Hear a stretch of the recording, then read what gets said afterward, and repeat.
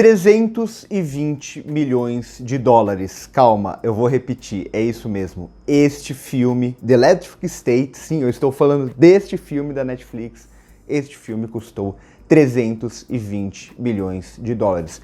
Não só é um absurdo por si só, mas se eu assistisse a esse filme sem saber dessa informação, eu chutaria tranquilamente que é um filme de 100 milhões, 150 milhões no máximo, mas não. A Netflix e os irmãos Russo, eles continuam nesse projeto deles de acabar com o cinema gastando o máximo possível. Teve o Agente Oculto, The Gray Man, pouco tempo atrás, e eles conseguiram piorar, e piorar bem, em The Electric State, que é essa espécie de distopia retrofuturista, né? Porque se passa na década de 90, mas reimaginada, com uma lógica mais futurista, que vai falar sobre robôs, que vai falar sobre inteligência artificial, que vai falar sobre família de um jeito, enfim, que eu já comento melhor, e que vai ser também uma espécie de aventura adolescente, meio que um road movie, e consegue não funcionar em absolutamente nada disso. Então não é só o valor, não são só os 320 milhões de dólares. Se você falasse pra mim, tá, e tirando esse dinheiro, o que você tem a dizer sobre o filme? É um dos piores filmes dos últimos tempos e certamente vai ser um dos piores filmes do ano. É realmente incrível o que os irmãos Russo conseguiram fazer aqui.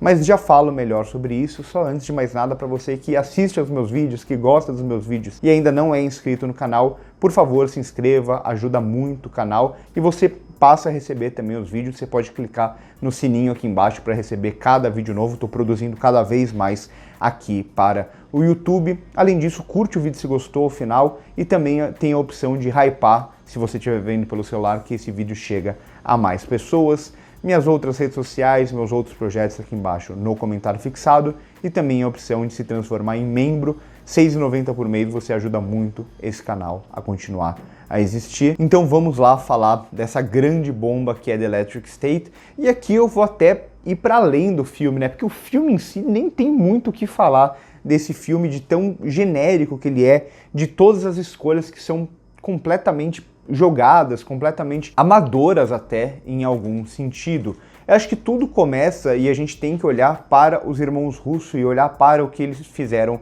na Marvel. Eu sempre falei que, tirando um ou outro diretor que consegue ter uma liberdade criativa maior na Marvel, como James Gunn com os Guardiões da Galáxia, ou o próprio Ryan Coogler no primeiro Pantera Negra, de forma geral, a gente não pode assistir a um filme da Marvel, gostar daquele filme e achar que aquele diretor que fez aquele filme é bom. Justamente porque na dinâmica da Marvel, o diretor ele não tem muito espaço, ele não faz muitas coisas na maioria das vezes, né? Ele dirige no set, beleza, mas quase tudo em fundo verde, quase tudo já é pensado, já é feito antes da contratação dele e depois da contratação dele. Os diretores eles quase não têm espaço na pós-produção, por exemplo. Eu digo isso porque muita gente gosta de alguns filmes da Marvel e valoriza aqueles diretores como os irmãos Russo justamente por isso. Eu gosto muito de Soldado Invernal, eu gosto muito de Guerra Infinita, eu gosto de Vingadores Ultimato, já não gosto do Guerra Civil, que eu sei que muita gente gosta. Mas realmente, os irmãos Russo na Marvel, eles têm alguns dos melhores filmes da Marvel. Só que isso não faz deles bons diretores, justamente por causa dessa dinâmica do estúdio, que o diretor é o que menos importa nessa lógica. E isso fica muito claro se a gente vê os filmes antes da carreira dele, que ele ia mais para aquela comédia daquele período dos anos 2000, que aí até tem algumas coisas que dá pra gente valorizar, mas principalmente o pós-Irmãos Russo da Marvel, fica muito claro que esses caras não são bons diretores, que esses caras, eles não entendem mesmo de cinema. Só que por conta desses filmes que eles fizeram, eles se tornaram uma espécie de grife. Hoje a gente vê diretores como Scorsese, grandes diretores da história do cinema que não têm dinheiro para conseguir fazer um filme porque ninguém banca eles.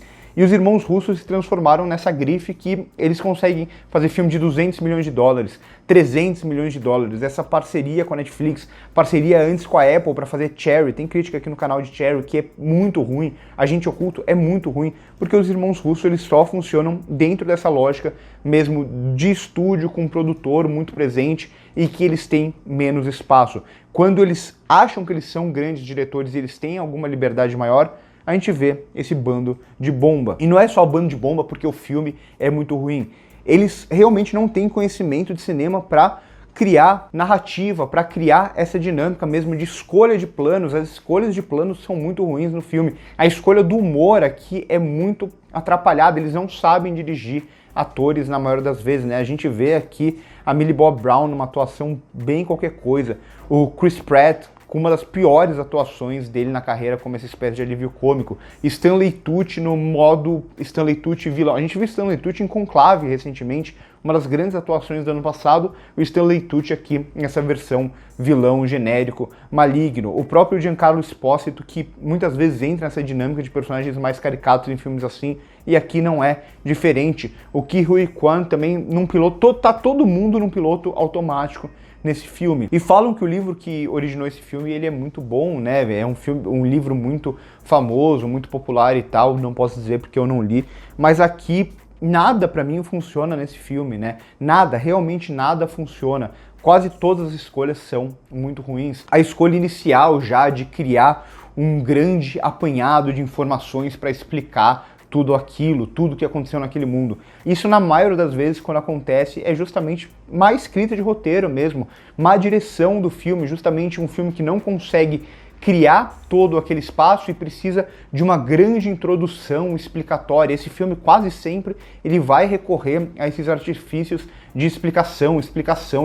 Quase todos os diálogos ou são diálogos extremamente explicativos, expositivos, ou são aquelas piadinhas meio toscas que a gente já viu 1 milhão de vezes. É um filme completamente infantil em sua execução, né? Não só é um filme bobo, mas é um filme que ele acaba se transformando em algo extremamente desinteressante, que vai abrindo muitas possibilidades a partir que esses personagens avançam. Então ele vai focar em muitas coisas e não vai desenvolver nenhuma dessas coisas e vai no final se transformar nessa aventurinha genérica que tenta extrair um grande potencial dramático ao final, com o personagem do Chris Pratt, para depois vir uma piadinha depois que não funciona, essa lógica dele com o robô, principalmente essa relação da Millie Bob Brown com o irmão. A Millie Bob Brown, por sinal, é uma que merece um destaque maior que a gente poderia conversar. Ela é uma atriz que surge principalmente ali com Stranger Things e parece uma grande revelação. Isso acontece com muitos atores e atrizes que aparecem jovens e parecem realmente muito bons. Só que o que a gente viu da Millie Bob Brown depois disso prova que ela tem que evoluir muito e ela não vem evoluindo. Muito pelo contrário, isso passa muito, tanto por ela ter começado muito jovem nesse meio e tudo mais, e muitas vezes parece que ela não gosta muito do que ela faz, mas principalmente porque ela é uma atriz que não tem referência, uma atriz que não estuda. Para você ser um bom ator, uma boa atriz, você precisa estudar, você precisa ver filmes, você precisa ver outras atuações. E ela já deixou muito claro em entrevistas que ela não assiste filmes. Ela acha que atuar é simplesmente uma produção que ela recebe e faz isso que ela está fazendo. A atuação dela é muito, muito fraca nesse filme, mas mais uma vez, passa pela direção dos irmãos Russo. Então esse filme para mim é uma grande catástrofe e que no final a única coisa que dá pra gente realmente debater sobre ele é essa escolha mais uma vez de falar sobre robôs, de falar sobre inteligência artificial. A gente vive um momento que a gente viu no ano retrasado, por exemplo, as greves dos atores, dos roteiristas e muitas outras greves sendo ensaiadas em um período que os estúdios eles tentam substituir material humano por inteligência artificial. Então os estúdios eles tentam a qualquer custo, sabendo que a pauta da inteligência artificial que tira empregos, né, como eles querem usar para transformar esses filmes em coisas mais genéricas, né? Então roteiros baseados em inteligência artificial e por aí vai. A inteligência artificial que já vem sendo muito usada no cinema e ela é uma ferramenta importante, por exemplo, para a criação de efeitos visuais, que desse filme os efeitos visuais, por sinal, nem sempre são muito bons, né? Nem esse preço do filme se paga nesse sentido. Tem muitos momentos que a gente percebe a tela verde, né? A gente percebe esse distanciamento entre o personagem, entre o ator em primeiro plano e o que está atrás, meio desfocado, que é tela verde. Mas a inteligência artificial ela é um artifício muito interessante que vai ser usado, por exemplo, para facilitar a vida dos artistas de efeitos visuais, por exemplo, e isso é muito bom. O problema é que os estúdios eles querem baratear todos os custos, em animação, em roteiro e por aí vai, em criação de cenário. E tudo, quando se utiliza a inteligência artificial, a gente está falando de algo menos artístico a partir do momento que a inteligência artificial ela não cria nada.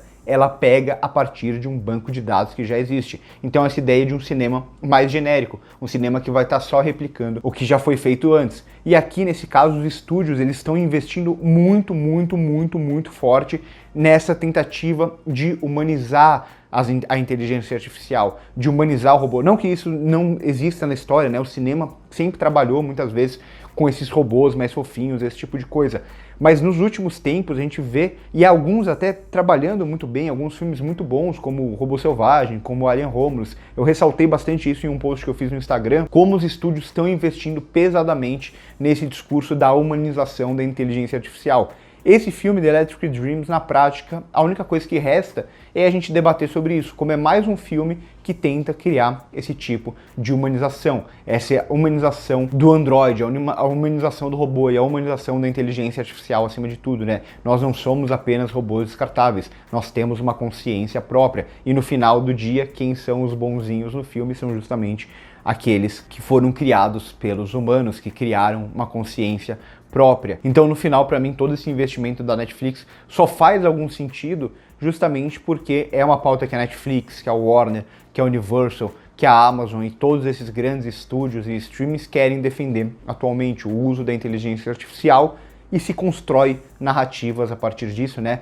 O cinema investe nisso, em narrativas para humanizar essa visão, para desarmar o público que é contra isso. É a única coisa que a gente pode tirar de debate de Electric Dreams, porque no restante são as escolhas mais genéricas que a gente pode imaginar.